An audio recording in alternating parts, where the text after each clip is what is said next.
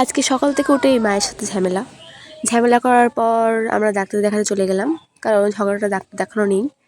তো ডাক্তার এখানে চলে এলাম। তারপরে আমাদের স্পেশাল কুপন দিল ডাক্তারের সঙ্গে মিট করার জন্য। তারপরে এই ভাইটাকে আমি জিজ্ঞাসা করলাম, তুই পরীক্ষা দিতে গেছিলি? ভাই বললো হ্যাঁ। আমি বললাম যে পরীক্ষা দিয়ে কিছু হবে না, ইউটিউবার হবে। তারপর আমার মা চিন্তায় মগ্ন যে আমার মেয়েটার কী হবে। সেই দেখে আমি বাবার দোকান থেকে লজেন্স তুলে নিলাম।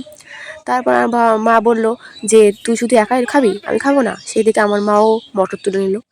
তারপর আমার ভাই এখানে মদ খাওয়ার ভান করছিল, এমন স্টাইল দিয়ে মদ খাচ্ছিল, দেখে মনে হচ্ছিলো যে কি বলবো, কিছু আর বলার নেই। তারপরে আমি বললাম শুধু মদ খেয়ে কিছু হবে না, শিকড়ও খা। তারপরও শিকড় নিয়ে নিল। তারপরে এইদিকে দেখো আমার দাদু BMW করে আসছে, দিয়ে আমাকে দেখে তাকে উঁকি মারলো। তারপর দেখো এখানে রাস্তা তৈরি হচ্ছিলো, সরকার থেকে আমার জন্য রাস্তা তৈরি করে দিচ্ছে, বড় করছে, কারণ আমি থার কিনেছি। ও হ্যাঁ, তোমায় তো বলতে ভুলেই গেছিলাম, ডাক্তার আমাকে বলেছে আমার রক্তে নাকি ভালোবাসার অভাব।